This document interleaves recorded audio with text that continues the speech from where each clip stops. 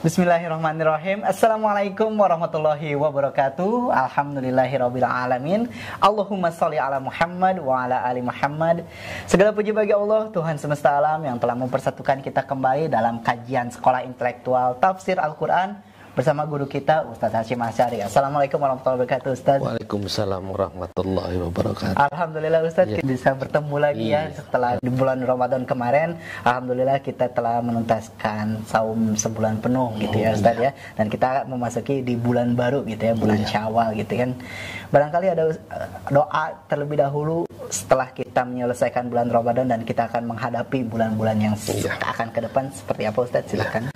Ya, setelah melewati bulan Ramadan, alhamdulillah, mudah-mudahan Allah Subhanahu wa taala menerima ibadah kita sebagai ibadah yang sunnah ataupun ibadah yang fardu, dan menjadi kesehatan batin kita dan menjadi pahala di sisi Allah di masa yang akan datang. Dan mudah-mudahan kita juga dipertemukan lagi dengan Ramadan masa yang akan datang, insyaallah. Dan mudah-mudahan kita lebih memperbaiki ibadah-ibadah kita yang selama ini tercecer, yang terabaikan, tarawih yang selalu terganggu, ibadah saum terganggu, berbagai macam kegiatan selama bulan Ramadan itu mungkin merasa terganggu. Tapi mudah-mudahan kalau Allah mentakdirkan kita dipertemukan lagi di Ramadan yang akan datang, semuanya itu akan lancar sebagaimana biasa. Amin. Amin ya rabbal alamin. Baik Ustaz, kita akan awali pertemuan pertama kita setelah bulan Ramadan ya, kan sekarang di bulan Syawal. Nah, kita akan mulai lagi pertemuan pertama kita membahas di Sekolah Intelektual Tafsir Al-Quran ini. Dan kita akan lanjutkan kemarin, kalau di bulan Ramadan kita telah menyelesaikan sampai ayat 19. Berarti di episode kali ini kita akan lanjutkan mulai dari ayat 20. Silakan Ustaz untuk tausiahnya. Bismillahirrahmanirrahim. Alhamdulillahilladzi arsala rasulahu bil huda wa dinil haqq liyudhhirahu 'ala dini kulli wa kafa billahi syahida.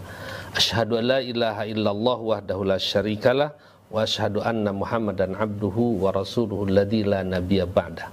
Sahabat percikan iman yang saya hormati atau yang diridhoi oleh Allah Subhanahu wa taala, kita lanjutkan pembahasan tafsir Al-Qur'an surat Al-Baqarah yang sempat dulu bulan Ramadan kita menuntaskan sampai ayat 19. Yang bunyi ayat 19 itu au kasayibin minas sama'i fihi dhulumatu wa ra'du wa barqu yaj'aluna asabi'ahum fi adhanihim minas wa'iqi hadaral maut. Perumpamaan orang munafik itu atau seperti hujan yang lebat yang turun dari langit, yang ada kegelapan, gelap, sangat gelap, ada petir, ada kilat.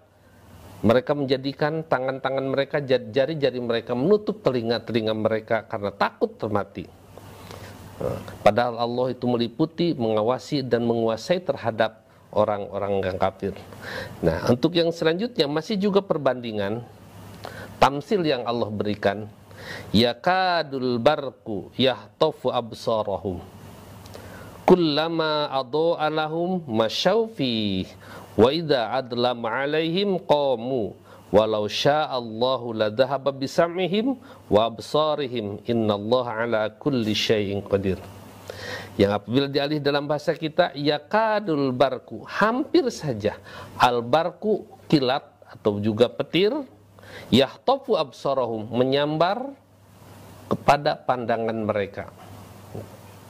Kullama adoat, maka tiap kali menerangi petir itu, kilat itu, lahum kepada mereka masyaufihi, mereka berjalan di bawah terangnya petir itu. Wa idza adlama, dan apabila gelap kepada alaihim kepada mereka, qamu, mereka diam, tidak bisa melangkah. Walau sya'allahu, dan Allah kalaulah menghendaki, dan kalaulah Allah menghendaki, la dhahaba bisamihim, pasti Allah akan menghilangkan, mencabut dan pendengaran mereka, wa absorihim, dan penglihatan mereka. Innallaha ala kulli syai'in qadir, karena sesungguhnya Allah terhadap segala sesuatu itu berkuasa. Nah, perbandingan ini yakadul barku, artinya petir atau juga kilat hampir menyambar kepada mereka. Kenapa? Di sini adalah li syiddatihi wa quwwatihi fi nafsi, karena sangat kuatnya ke dalam dari dirinya atau dalam datnya petir itu atau kilat itu. Wa dha'fi basarihim, dan sangat lemah pandangan mereka. Jadi kilat yang begitu terang itu bisa mengalahkan kalau kita juga pandangan kita kalau pakai blitz umpamanya langsung blitz ke tempat hilang pandangan kita segala. Nah, jadi ketika petir itu kilat itu menyambar bersinar bercahaya hampir saja menyambar kepada penglihatan mereka karena lemahnya penglihatan manusia. Dan petir itu sangat kerasnya. Dikatakan wa'adamu sabatil iman itu adalah sebab-sebab tidak ada ketetapan iman. Artinya di mana cahaya keimanan, cahaya Al-Quran, cahaya Islam menyerangi kepada mereka, itu hampir saja mereka itu karena lemahnya iman mereka. Maka dikatakan juga maka waida adam kulama adoat lahum masaufi. Tiap kali kilat itu menerangi kepada mereka, mereka bisa berjalan. Mereka berjalan di dalam terangnya itu. Artinya ketika ada nilai-nilai keimanan kepada orang munafik itu yang masuk walaupun sedikit, mereka bisa berkata benar, mereka bisa berkata jujur, mereka bisa berkata yang baik. Tapi yang namanya kilat tidak akan lama. Iya, benar. Kilat itu tidak akan selintas langsung hilang. Ketika mereka berada dalam iman, dalam keimanan, maka selintas juga hilang. Faida adlama, maka tiba-tiba mereka gelap lagi. Mereka diam, tidak bisa berjalan seperti hanya paling berapa kira-kira kalau diperbandingkan oleh Allah cahaya kilat yang menerangi ke dunia ketika menerangi kepada mereka kira hanya berapa langkah kira-kira mereka tidak bisa, tidak akan bisa lama, paling kilat satu langkah dua langkah langsung gelap lagi. Ya, betul. Nah itu artinya kebenaran mereka berada di dalam kebenaran, di dalam keimanan itu tidak akan lama, lebih lama di dalam kegelapannya orang-orang munafik itu. Maka dikatakan wa idza adlama alaihim, apabila gelap kepada mereka cahaya itu, mereka diam. Diam tidak bisa melangkah. Apabila kegelapan keimanan itu hilang, keterangan keimanan itu hilang, maka gelapan mereka dalam kemunafikan, tidak bisa bicara dengan yang benar, tidak bisa bicara dengan jujur dan tidak bisa berkata dengan yang membawakan kebahagiaan atau kepada keselamatan. Yang dikatakan lisiddati dau'il haqqi, karena begitu kerasnya, begitu tajamnya cahaya kebenaran, kullama adha'alahum, tiap kali cahaya kebenaran itu menerangi kepada mereka, masyau fi qulubahum, maka mereka bisa berjalan fihi, di dalam yang terang itu. Wa idza adlama alaihim qamu, apabila gelap kepada mereka, cahaya hilang, maka qamu ilaihi, mereka diam, tidak bisa berjalan. Kullama dhahara annahum, kira-kira tiap kali nampak kepada mereka minal imani, dari keimanan, syai'un sesuatu, istanasu, mereka sangat merasakan bahwa keimanan itu membuat dia tenang, membuat dia tumaninah, dan keyakinan itu mereka ada di dalam hatinya. Yaitu tadi saya katakan, tapi yang namanya cahaya keimanan kepada orang-orang munafik itu tidak akan lama. Ya. Jadi seperti kilat yang menerangi dunia, tidak akan lama. Kilat tidak akan ada 1 jam terus kilat. Ya. Beda dengan matahari, itu terangnya. Ya. Tapi kilat serentak bisa berjalan mereka. Tapi di mana kilat itu hilang dan bisa berjalan, adanya wattaba'u, dan mereka mengikuti kebenaran itu. Watarotan, dan kadang-kadang turidu lahumus syakuk, tiba-tiba datang kepada mereka asyukuk, keraguan. Nah, keraguan itu adalah tanda-tanda akan hilang lagi cahaya kebenaran, cahaya keimanan, seperti asyukuk itu akan hilangnya cahaya kilat itu.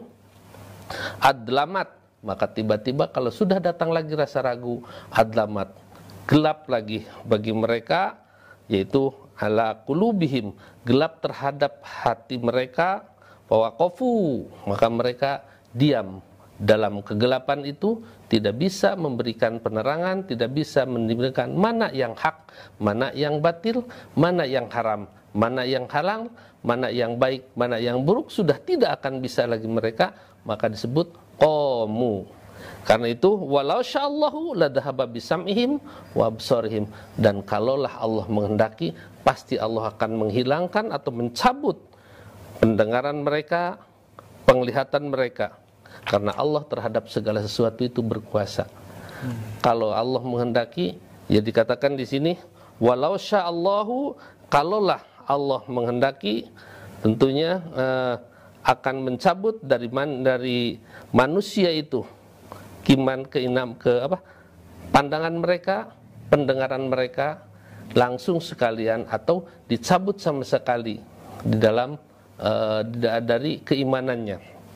Kemudian dan Allah mengatakan kullama adu'at, dan dulu yuridul haqqo, apabila ditampakkan kepada mereka kebenaran, yatakallamuna bihi, mereka bisa berbicara kebenaran, fahum, maka mereka min qaulihim, berada di dalam kata-kata mereka, ala istiqomati, di dalam ketenangan, di dalam keistiqomahan. Wa idza rtakabu, apabila mereka melakukan minhu dari itu, minhu minal kufri, melakukan sesuatu yang menuju kepada kekufuran, qamu ila, mereka diam. Nah karena itu kalaulah Allah menghendaki, pasti Allah akan menghilangkan pandangan mereka, kemudian yaitu dari orang-orang munafik, dari orang-orang munafik yang merasa ragu di dalam kebenaran itu. Nah ini yang perbandingan Allah tentang orang munafik itu, yaitu hampir saja dalam arti di sini cahaya kebenaran itu bisa menerangi kepada mereka, akan menyambar, akan menghilangkan, menyambar pandangan mereka. Tiap kali cahaya kebenaran itu menerangi, mereka bisa berjalan. Itu bagaikan suatu kilat, apabila menerangi, maka mereka bisa berjalan di dalam terang itu. Tapi yang namanya terang kilat tidak akan lama, berarti mereka tidak akan berada dalam kebenaran, dalam keimanan yang kekal, atau dalam keimanan yang istiqomah. Dan kalaulah Allah menghendaki, Allah bisa menghilangkan pandangan mereka, pendengaran mereka, karena Allah kuasa terhadap segala sesuatu. Yaitu di sini Ibnu Mas'ud mengatakan yu'duna nurahum, mereka melakukan cahaya, dalam cahaya mereka, ala qadri a'malihim, mereka bisa melakukan kebaikan mereka itu atas kadar kemampuan mereka. Faminhum, ada orang mayyuti, orang yang diberi nurahu, cahayanya itu kan anak nahlatin minhum, hanya sebentar saja dari mereka. Wa mayyuti nuro karrajuli qaimin, tapi ada juga cahaya mereka itu bagikan seorang yang berdiri di atas di dalam yang terang, bisa melihat ke sana ke kiri ke kanan. Dan bagi orang-orang yang beriman itu seolah-olah mereka berada di dalam terang yang bisa melihat ke kiri, ke kanan, ke belakang, ke depan, yaitu mereka bisa membedakan mana yang hak, mana yang batil, mana yang haram, mana yang halal, mana yang sekiranya baik untuk dilakukan, dan mana sekiranya yang tidak pantas untuk dilakukan. Nah, ini perbandingan-perbandingan oleh yang Allah berikan, yaitu tamsil, perumpamaan, agar mereka bisa memahami, mudah dipahami, dan mudah juga untuk dilaksanakan di dalam keseharian atau dalam hidup ini. Nah, kita jeda dulu. Baik, Ustadz. Ini masih membahas tentang orang munafik ya. Iya. Karena ternyata Allah tuh sudah menuliskan bahwa orang munafik itu penyakitnya tuh bisa dikatakan mutlak gitu ya, agak susah untuk diobatin ya. Kemarin kan saya sempat bertanya gitu ya. Karena munafik itu susah ya untuk bukan susah diobatin, kadang dikasih obat juga nggak mau gitu ya. Ya seperti yang saya bandingkan, karena kecerdasan mereka seakan-akan kecerdasan anak-anak. Jadi kecerdasan akalnya itu seperti anak-anak. Jadi anak-anak itu susah untuk diobati. Susah untuk diobati karena masih menggunakan perasaan. Tapi kalau akalnya sudah sempurna, anak itu bisa diobati. Obat batuk bisa langsung diobati. Tapi karena dengan perasaan insting atau naluri yang bisa atau indera yang merasakannya nggak mau pahit dan sebagainya, maka harus dijebak dengan rasa jeruk, rasa stroberi. Padahal di balik itu adalah untuk menyembuhkan mereka. Nah, orang-orang munafik itu susah untuk dijadikan menggunakan akal mereka itu seakan-akan anak-anak. Makanya susah diobati. Nggak tahu harus dijebak bagaimana. Iya benar. Tapi mudah-mudahan ya naudzubillah min dzalik kita tergolong orang munafik ya naudzubillah min dzalik. Saya yakin juga sahabat-sahabat percikan iman juga menghindari ya, jangan sampai kita termasuk orang seperti itu. Baik, kita akan lanjutkan lagi pembahasan di surat Al-Baqarah ini setelah pesan-pesan berikut ini. Tetaplah bersama kami di Tafsir Al-Quran. Jika ingin mendapatkan kenikmatan dohir dan juga kenikmatan batin, maka beribadahlah kepada Allah yang telah menciptakan kamu. Oke, baik, terima kasih sahabat percikan iman, masih bersama kami di Tafsir Al-Quran. Kita sedang membahas surat Al-Baqarah. Tadi di segmen sebelumnya kita sudah membahas di ayat 20 dan kita akan lanjutkan di ayat 21. Silakan Ustaz. Sahabat percikan iman, kita lanjutkan kepada ayat yang berikutnya, ayat 21. Ayat 21 ini mencakup kepada keseluruhan, baik orang-orang yang beriman, orang-orang kafir, dan juga orang-orang munafik. Dengan panggilannya, ya ayyuhan nas, wahai seluruh manusia. Tidak wahai orang kafir, ya ayyuhal kafirun, tidak, ya ayyuhan ladina amanu, jadi sudah termasuk wahai munafik. Tapi Allah berfirman, ya ayyuhan nas, wahai seluruh manusia, u'budu rabbakum, beribadahlah kamu sekalian kepada Tuhanmu, sembahlah Tuhanmu oleh kalian. Siapa Tuhanmu itu? Alladzi khalaqakum, yang telah menciptakan kamu. Bahkan bukan hanya sekedar kamu yang diciptakan, walladzina min qablikum, dan orang-orang sebelum kamu juga sama Allah, Tuhan kamu yang menciptakan. Tujuannya Allah memerintahkan kepada manusia untuk beribadah, la'allakum tattaqun, agar kamu sekalian menjadi orang-orang yang bertakwa. Orang yang beriman, orang yang kafir, orang munafik, apabila taat kepada Allah, kepada Tuhan kamu di dalam melakukan peribadatan, itulah yang akan menjadi orang-orang yang bertakwa. Orang-orang yang bertakwa dalam ayat sebelumnya, hudal lil muttaqin. Jadi bagaimana untuk menjadi orang yang bertakwa itu? Maka Al-Quran itulah sebagai petunjuk bagi orang-orang yang bertakwa.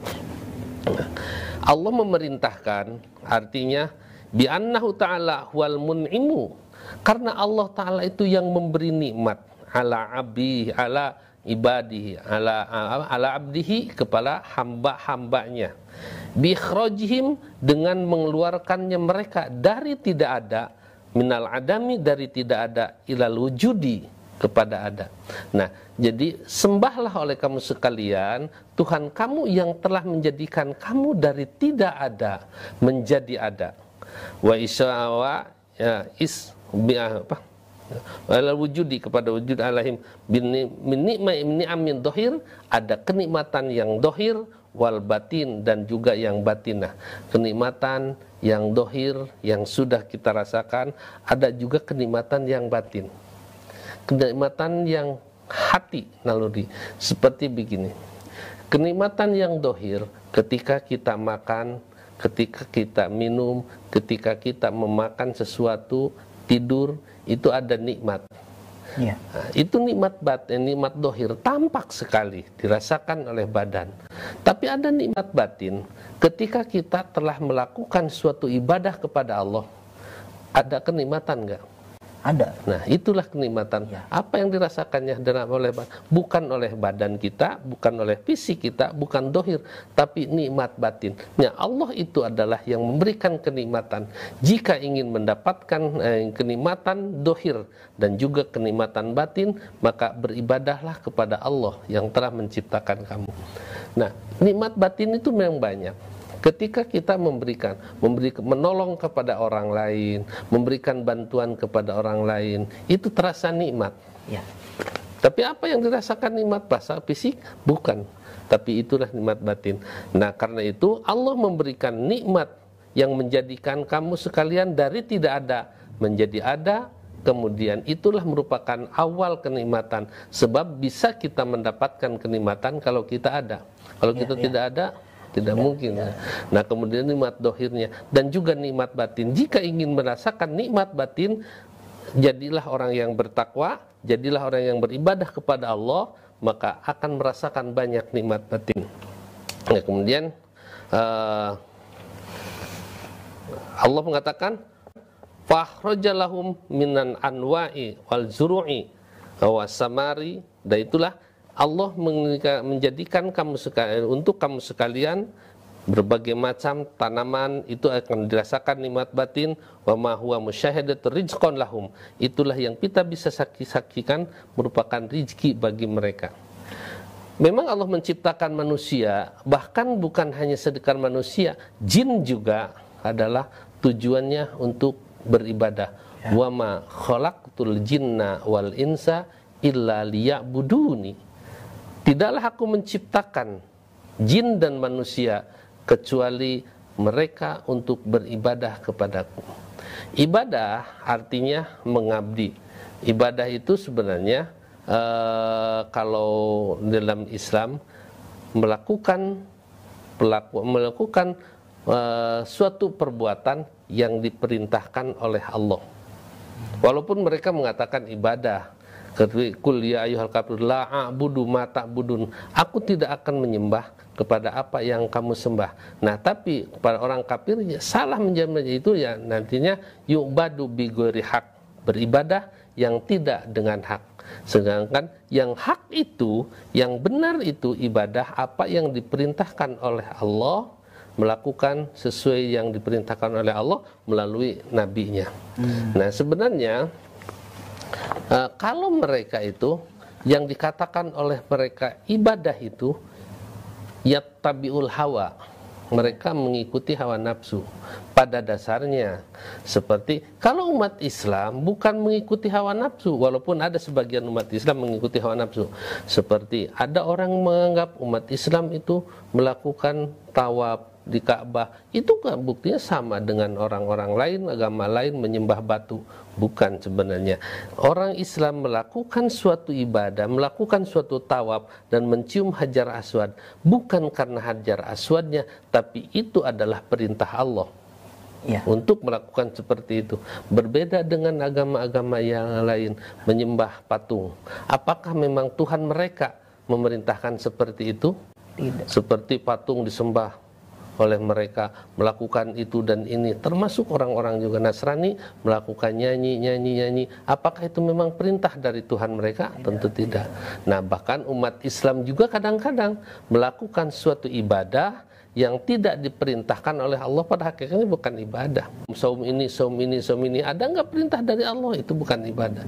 Solat ini, selama tidak ada perintah itu bukan ibadah. Walaupun mereka mengatakan ibadah, maka Allah tidak akan mengkategorikan itu adalah merupakan ibadah.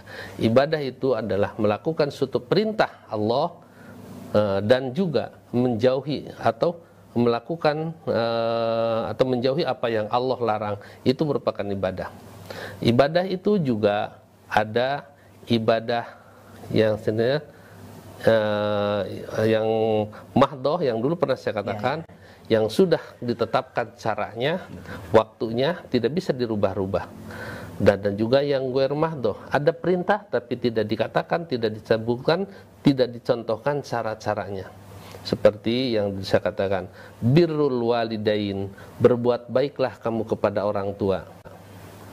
itu merupakan ibadah. Ya. Tapi Allah tidak memberikan contohnya bagaimana caranya berbuat baik itu. Itu disesuaikan dengan kondisi. Berbeda dengan ibadah mahdoh. Ibadah mahdoh itu adalah ibadah yang caranya, waktunya sudah ditetapkan dan tidak boleh kita ambil sendiri caranya. Nah, ya ayyuhan nas, wahai seluruh manusia, ubudu rabbakum, beribadahlah kamu kepada Tuhan kamu. Siapa Tuhan kamu itu? Alladzi khalaqakum, yang telah menciptakan kamu. Khalaqakum, yang telah menciptakan kamu. Kalau di dalam ayat surat Al-Insan, hal ata alal insani hinum minad dahri lam yakun syai'am madhkura. Hal ata, apakah sudah datang kepada manusia suatu masa yang manusia itu belum bisa disebut apa-apa, artinya dari tidak ada, belum. Kalau sebelum kita diciptakan oleh Allah apa? Tidak ada. Bahkan maaf aja, kalau dari sperma yang Allah ciptakan sebelumnya apa? Tidak ada. Lam yakun syai'am madhkura, tidak bisa disebut sesegala apa itu sebenarnya. Walaupun ada orang mengatakan alam ruh, dan itu sebenarnya dalam tafsir. Nah, jadi makanya di sini jadi beribadahlah kepada Allah yang telah memberikan kenikmatan kepada kamu dari kamu tidak ada sehingga kamu muncul menjadi ada. Dan kenikmatan itu, dan dikatakan wa yastahiqqu ayyubada wahdah, dan yang berhak Allah itu disembah, diibadahi hanya sendiri, la syarika, dan tidak ada lagi sekutu bihi baginya, ghairuhu yang lainnya, tidak ada sekutu. Kemudian kata Ibnu Mas'ud, qultu ya Rasulullah ayyudan bin adamu, dosa apa yang paling besar? Kata Rasulullah SAW, menurut di sisi Allah, qala antaj'ala lillahi niddan, kamu menjadikan bagi Allah sebagai sekutu, itu dosa yang paling besar. Wa huwa khalaqaka, dan dialah, padahal dia Allah yang telah menciptakan kamu. Itu makanya dikatakan dalam hadis, Allah itu paling pecemburu. Cemburu. Kenapa cemburu? Allah yang memberi rezeki, Allah yang memberi kesehatan, tapi dia bersyukur atau menyembah kepada yang lain. Cemburu. Sama saja dengan orang tua kita. Orang tua kita yang mengurus kita, yang membiayai kita, menyekolahkan kita, tapi tidak mau disuruh oleh orang tua kita, tapi malah mau kepada membantu yang lain, orang lain. Cemburu tidak ada. Cemburu. Nah, Allah paling pencemburu. Pencemburu dalam arti bukan pencemburu negatif. Allah yang memberikan kenikmatan, yang memberikan rezeki, memberikan kesehatan, bahkan yang memberikan hidup, tapi orang-orang yang diberi kesehatan, kenikmatan, diberikan hidup, tidak mau bersyukur kepada Allah, malah mau beribadahnya kepada yang lain. Maka itu Allah pada pencemburu. Nah, karena itu Allah yang mengatakan ini, Rasulullah SAW mengatakan ketika ditanya oleh Ibnu Mas'ud, qultu, saya bertanya, ya Rasulullah, ayyudzan bin adam indallah, wahai Rasulullah, dosa apa yang paling besar di sisi Allah? Qala Rasulullah SAW, antaj'ala lillahi nidan wa huwa khalaqaka, engkau menjadikan sekutu kepada Allah di dalam beribadah, di dalam meminta, dalam takutnya, takutnya ada juga yang lebih ditakuti Allah, padahal Allah yang memberikan menjanjikan kenikmatan dan menjadikan siksa. Wa huwa khalaqaka. Dan atadru mahakullah, maka Allah, Rasul bertanya, atadru, atadri, apakah kau tahu mahakullah alal ibadi, apa hak Allah terhadap hamba-hambanya? Ada hak Allah bagi hamba-hambanya. Kata Rasulullah, ayya'buduhu wala yusyriku bihi syai'a. Ya, hak Allah itu adalah diibadahi oleh mereka dan tidak boleh dipersekutukan dengan segala sesuatu pun. Nah, di sini berarti baru Allah mengatakan panggilan kepada seluruh manusia, ya ayyuhan nasu ubudu rabbakumul ladzi khalaqakum walladzina min qablikum, dan bukan hanya kamu yang diciptakan oleh Tuhan kamu itu, walladzina min qablikum, sebelum kamu siapa? Orang tua kita. Sebelum orang tua kita kakek, nenek nenek. kita Sebelum gitu ya. nenek kakek, dan tentunya yang dari sebelumnya itu relatif, sebelum itu relatif sampai kepada manusia yang pertama, yaitu Nabi Adam alaihissalam. Gitu. Maka karena itu Allah wajar memerintahkan kepada manusia, justru karena sayang kepada manusia untuk menjadi hamba-hamba yang bertakwa, maka Allah memerintahkan untuk beribadah kepadanya. Ya, kita sudah. Ya baik Ustadz, pembahasannya sangat menarik sekali. Nanti kita lanjutkan setelah jeda pariwara berikut ini. Tetaplah bersama kami di Tafsir Al-Quran. Kalau karakternya sebelum Allah mengatakan seperti itu pun, memang karakter orang Yahudi itu seperti kera. Baik, terima kasih sahabat Percikan Iman, masih bersama kami di Tafsir Al-Quran. Kita akan melanjutkan di segmen ini dengan pembahasan tanya jawab. Jadi Ustadz, saya punya pertanyaan. Kan tadi Ustadz menyinggung tentang makhluk yang diciptakan sebelum kita gitu. Berarti kan ada kakek nenek kita sampai kita ke Nabi Adam gitu ya. Ada isu juga kan bahwa ada manusia yang diciptakan sebelum Nabi Adam. Apakah itu benar atau tidak? Bagaimana Islam menyikapi penjelasan tentang hal tersebut? Ya.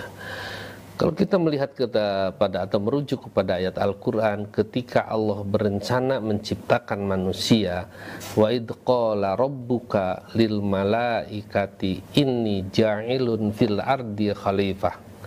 Dan ketika Tuhan kamu berfirman kepada para malaikat, sesungguhnya aku akan menjadikan ini ja'ilun fil ardi khalifah.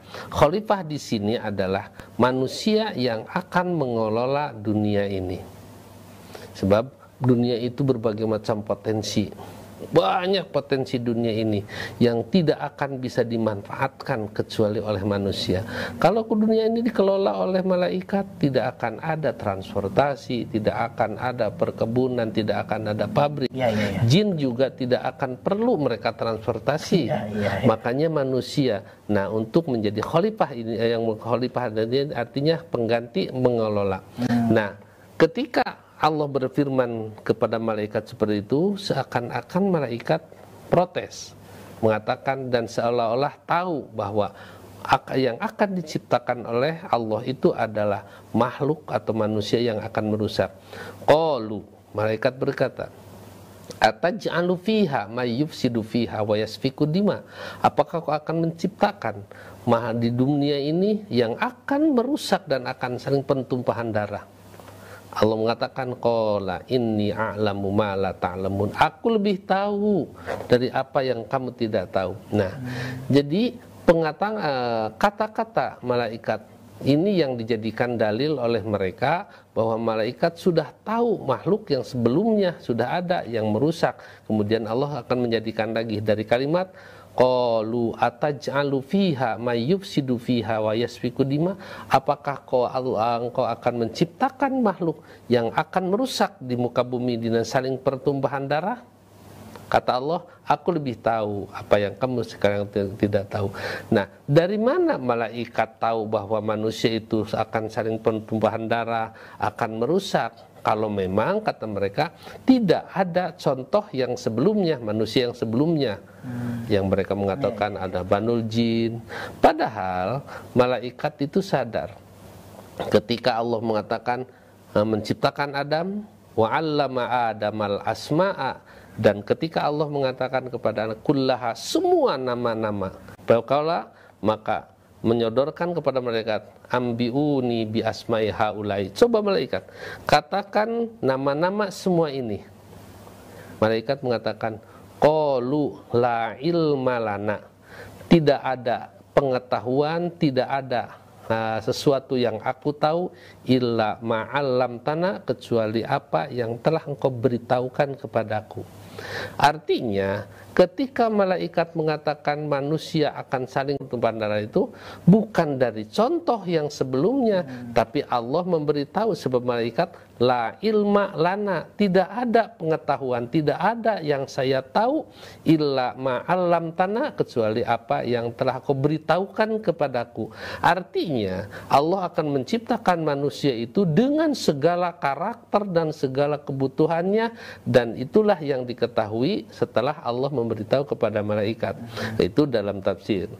Kemudian bagaimana sekarang kalau menurut Darwin? Nah, itu adalah istilahnya apa? Perubahan-perubahan atau apa istilahnya dalam istilahnya itu? Evolusi dari terus sampai dari anjing sampai dari hewan atau dari kera. Nah, kemudian sebenarnya di dalam Al-Qur'an tidak ada manusia yang berasal dari kera. Tapi kalau kera berasal dari manusia ada. Ketika mereka para orang Yahudi melampaui batas di jalan peribadahan atau pelanggaran kepada Allah, Allah mengatakan, kunu kirodatan khosin, jadilah kamu sekalian kera yang hina. Itu jadi kera. Kenapa? Ada orang yang mengatakan itu hanya karakternya saja, bukan bentuk-bentuknya. Kalau karakternya, sebelum Allah mengatakan seperti itu pun, memang karakter orang Yahudi itu seperti kera. Kami mengambil perjanjian supaya mereka mau ambillah, peganglah Taurat itu dengan benar-benar bikuah. Gak mau, nggak mau. Kemudian sampai mau dia, ketika Gunung Tursina diangkat di hadapan mereka, di atas mereka, kalau kamu tidak mengambil, maka Gunung Tursina ini akan kami jatuhkan. Iyalah kami mau. Ya, berpegang. Kemudian Allah menyimpan lagi Gunung Tursina itu. Mereka kena, ya udah sekarang udah tidak akan ada lagi gunungnya juga sudah ditaruh. Ya udah aja ini juga taruh. Itu karakter monyet. Karakter monyet itu. Makanya di mana-mana juga kalau monyet itu harus diikat. Oh iya. Harus diikat. Tidak akan. Walaupun diurus dari kecil, tetap harus diikat. Iya betul. Kalau tidak diikat, boro-boro pada yang lain, dunungan wae direnyohan. Nah, itulah karakter. Jadi tidak ada kalau manusia dari kera, kalau kera dari manusia memang ada. Nah, kalau itu berasal dari kera, maka akan ada lagi kera-kera yang menjadi manusia. Apakah hanya satu kali aja menciptakannya? Kalau karena manusia dari kera, barangkali kera-kera yang tua yang di hutan itu bagaimana jadi manusia? Ya tentunya itu adalah mereka hanya berevolusi atau udah teori-teori, dan ternyata yang memberi teorinya juga tidak mau kalau dia dijadikan sebagai contoh, dialah yang dari kera. Iya. Benar. Baik Ustadz, terima kasih Ustadz atas jawabannya, sangat jelas sekali. Tapi sayang sekali Ustadz, kita sudah di penghujung acara. Nanti kita akan bertemu lagi di episode selanjutnya ya. Baik, terima kasih sahabat Percikan Iman yang telah mengikuti acara Tafsir Al-Quran ini dari awal acara sampai saat ini. Insya Allah kita akan bertemu lagi di pertemuan-pertemuan selanjutnya. Tetap saksikan terus Tafsir Al-Quran di streaming YouTube Percikan Iman Online, di streaming Instagram Percikan Iman, dan di Facebooknya juga Percikan Iman. Akhir kata, saya Panji Nugraha, Ustadz Hasyim Asy'ari, dan seluruh kerabat kerja yang bertugas undur pamit. Billahi taufiq wal hidayah. Wassalamualaikum warahmatullahi wabarakatuh. Waalaikumsalam warahmatullahi wabarakatuh.